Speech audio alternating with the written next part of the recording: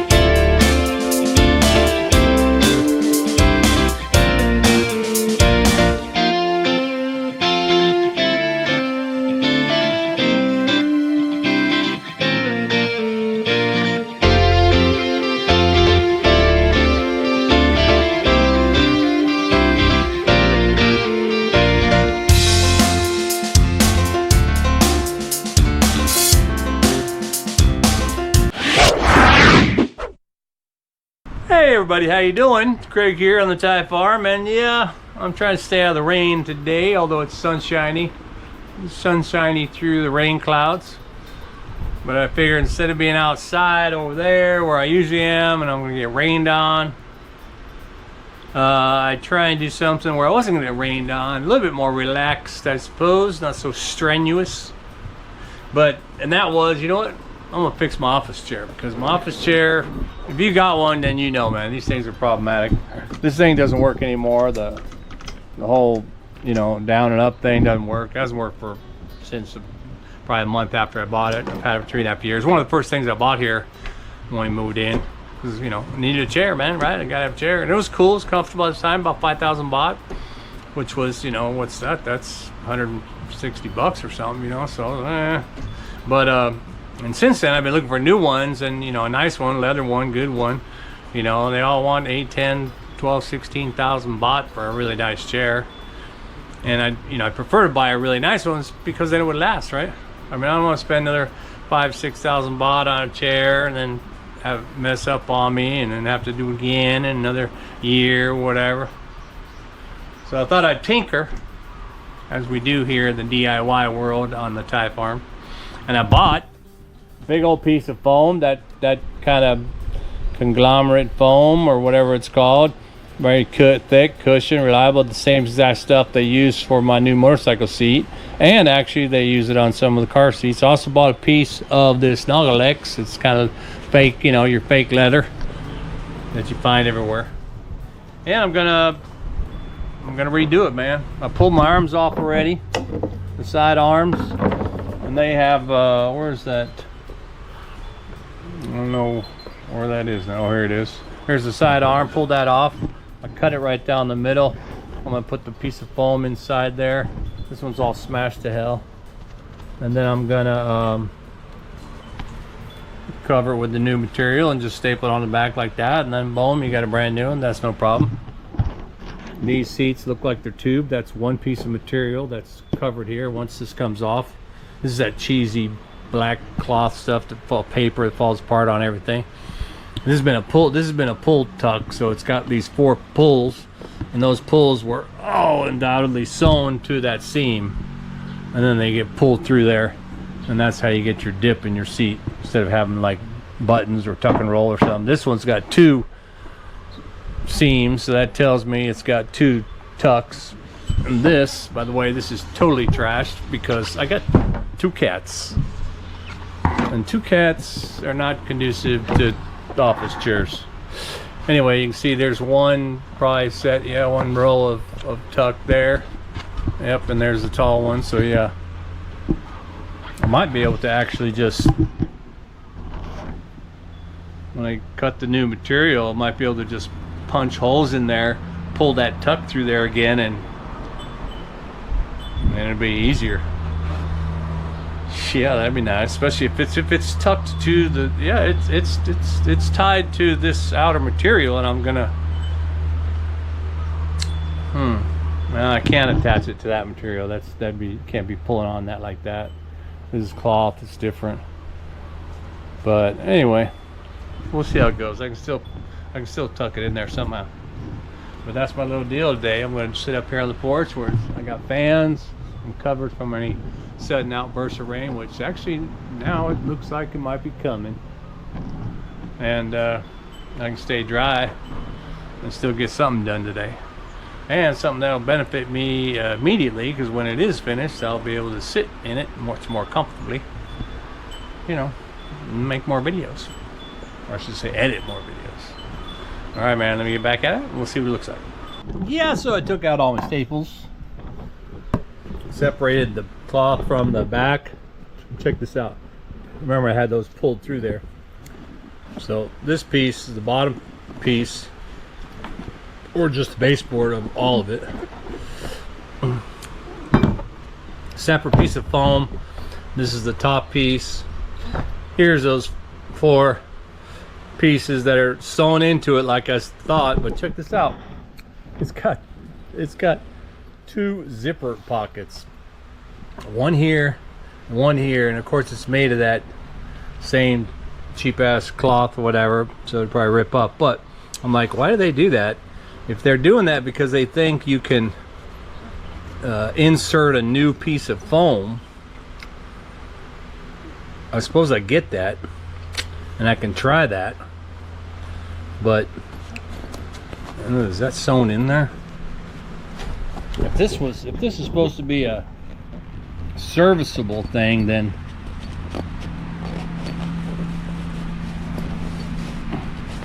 let me see if I can rip that out of there. Need 2 hands to do that. But yeah, it actually wasn't glued or anything, just came out. This is actually probably what it was. Looks like it was actually a piece of thin foam that's glued right there.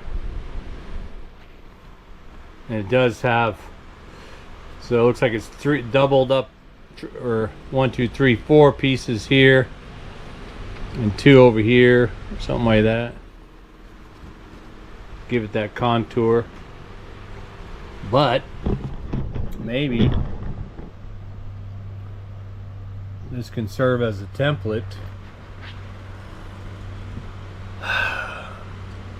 or should I just put the thick piece on top of here, pull it through, and have that on there like that, keep the contour.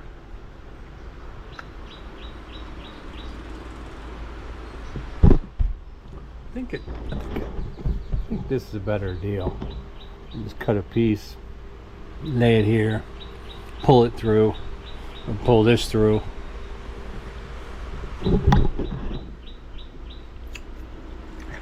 I just had a couple chicken sandwiches too, so I'm a thinking cap on. Yeah, man. Let me have a think and we'll see what it looks like. So there's the seam. That seam stuff again. I just actually lined up the hole with my screwdriver, popped it through each of them,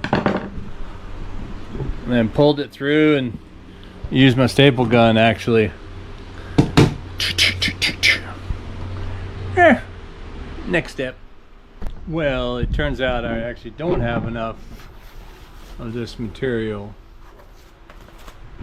to do the back. I really used it on this one. How's that looking? Pretty good. This is the front. And it doesn't have the crease anymore, because what I did was I actually put an extra piece of padding in there and that zipper on the other side. So there's a little bit of air right here, but as soon as I start to sit on it, it'll take shape. But I basically just wrapped it. I didn't have a cut or a pattern or anything. I just wrapped and stretched. Stapled it all on the bottom. Now normally what I could do is what you normally would do anyway is you take another piece of this material and you'd cover it there, and then you'd staple it neatly around there so it looked all pretty and stuff.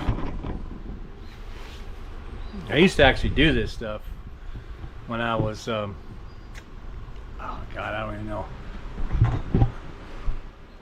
just out of high school maybe. I was a printer's apprentice, and I learned how to do label, what was it called? Sensitive label printing. Is it called sensitive labels? Yeah, I don't know. I think it's sensitive labels, meaning like, the really nice mylar ones, or what's that called? The tamper-proof one, the latex that would rip up if you try to take a sticker off or whatever. For government things and stuff like that. Learned how to use a Heidelberg printing press, to kind of go stamps on the pad, and you had to mix your ink, get your ink mixed right, and then of course the boss would sign off on the color match after you do a few prints. Once the job was good, then you're good with your typeset. You had to typeset everything by hand, and then boom boom boom, make all those labels. That's where actually I cut. Speaking of one of my earliest of slices, was it finger? Oh, this finger. I don't know if you can see it. See that line right there? It goes right there. I can see it right there in the camera, up and down. You'd put the razor blades, the kind from the old razor blade, old razors.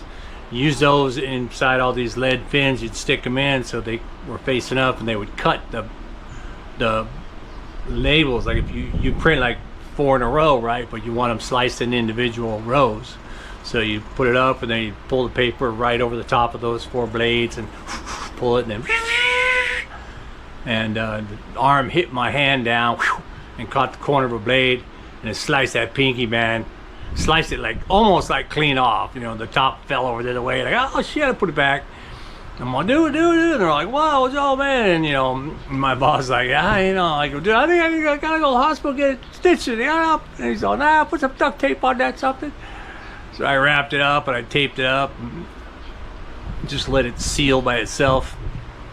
And then the next day or two, I figured maybe even 2 days or whatever, I knew it probably wasn't going to heal, but he introduced me. We were doing racing during that time as well, and so there was a guy that was a stock car racer or some shop next to ours, and I was out at lunch, and he introduced me to that guy, because at that time in the evenings I was also doing mechanic for speedway racing. And so he's like, hey, it's Craig, and he shook my hand. When he shook my hand, this finger popped. It just like popped open and sprayed the guy on his shirt, and then my boss was totally embarrassed. Oh my God. I go, dude, I told you I needed stitches. And he's like, well, don't go to the hospital, go ahead, go to the clinic. So then I got to go and get it all stitched up, but I've had that permanent scar right there. But yeah, so what would happen was, I was going to say, I know that printer's apprentice doesn't equate to upholstery, but during that time, this is like, there was in Huntington Beach, there was these industrial parks, right? Like just the big gates, big roll-up bays, and all kinds of businesses were doing work, and we were a label maker. Guy next was a stock car shop or something like that, mechanic shop, something. And then but when it would be slow, all these little shops and stuff, they kind of be in cahoots with each other. And so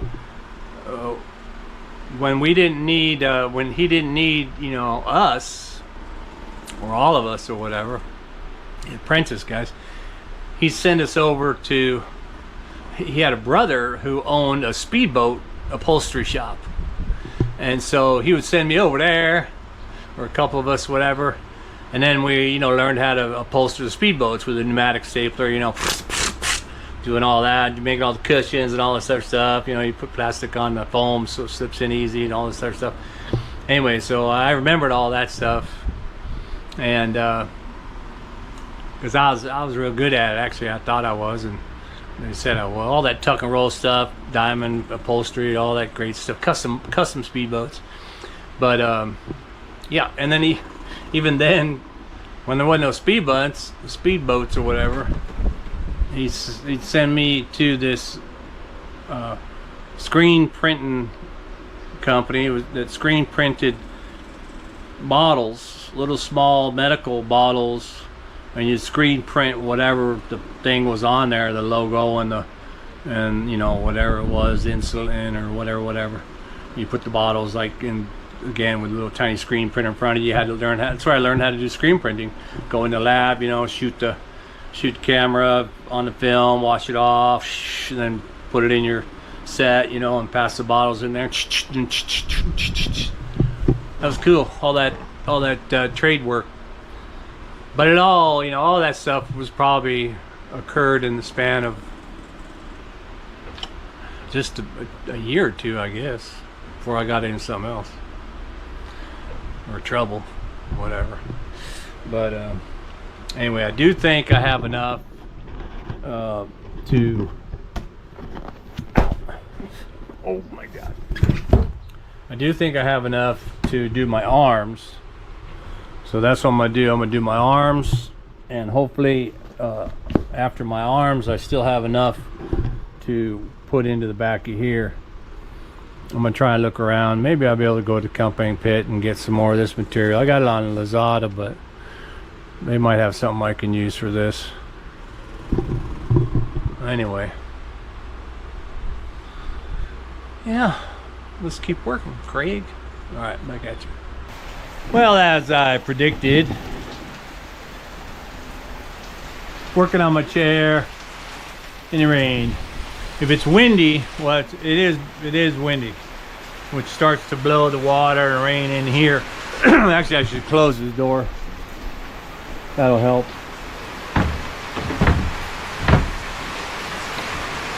And I wound up ordering from Zada another piece of that fake leather and another roll of cushion, but I'm not going to need that cushion because I did actually already you know, whoa, uh-oh, what the hell is it? Oh shoot, that was underneath there.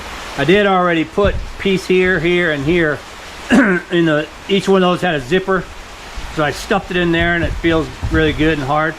Now all I really have to do is, and I already pulled it all through, I just have to put the new leather over it and I'm done. Here is the bottom part. Woo! Already assembled that, and then the back just goes right here. It gets bolted on these two. And it's a done deal. So yeah, let me do that and we'll get back at you with a completed product. A rehab of my office chair. Well, that wind started blowing, so I had to go inside the doorway and kaboom! Whoa, whoa, look at that. That is a brand new chair. I even got the back on there. I did just let a staple line all the way around the back. But hey man, that's where the folds are. Those will probably go in later as I sit on it. But yeah man, that's before and after. Pretty good, huh? One of my many talents here on the Thai farm, upholstery. And I do have some leftover cushion, leftover fake leather, so maybe a couple stools. All right, man. Well, hey, hope you enjoyed that. Let me know what you think of my hack job on my office chair. And thanks for watching. And keep watching. I'll get back at you. More upholstery here on the Thai farm.